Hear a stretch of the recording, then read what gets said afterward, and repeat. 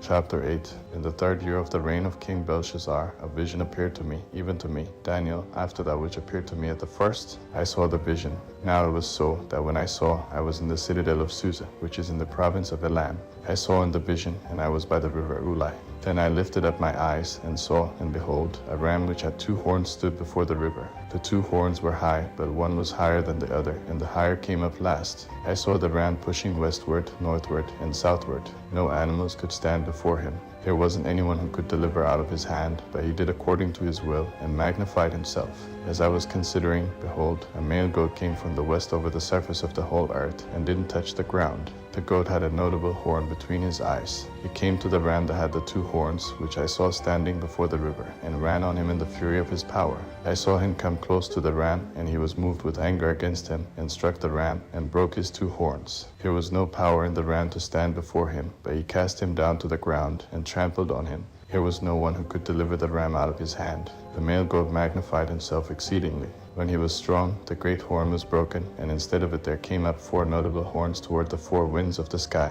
Out of one of them came out a little horn, which grew exceedingly great toward the south, and toward the east, and toward the glorious land. It grew great even to the army of the sky, and it cast down some of the army and of the stars to the ground, and trampled on them.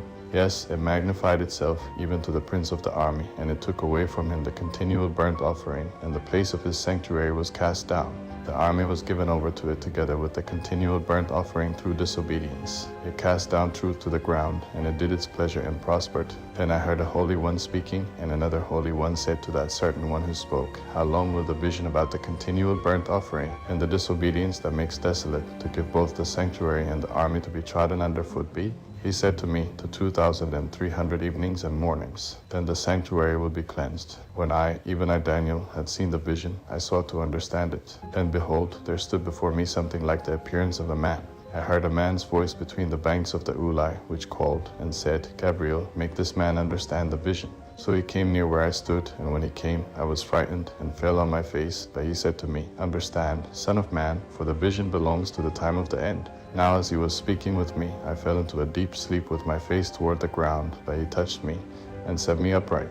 He said, Behold, I will make you know what will be in the latter time of the indignation, for it belongs to the appointed time of the end. The ram which you saw, that had the 2 horns, they are the kings of Media and Persia. The rough male goat is the king of Greece. The great horn that is between his eyes is the first king. As for that which was broken, in the place where 4 stood up, 4 kingdoms would stand up out of the nation, but not with his power. In the latter time of their kingdom, when the transgressors have come to the full, a king of fierce face and understanding dark sentences will stand up. His power will be mighty, but not by his own power. He will destroy awesomely and will prosper in what he does. He will destroy the mighty ones and the holy people. Through his policy he will cause deceit to prosper in his hand. He will magnify himself in his heart, and he will destroy many in their security. He will also stand up against the prince of princes, but he will be broken without human power. The vision of the evenings and mornings which has been told is true, but seal up the vision, for it belongs to many days to come. I, Daniel, fainted and was sick for some days. Then I rose up and did the king's business. I wondered at the vision, but no one understood it.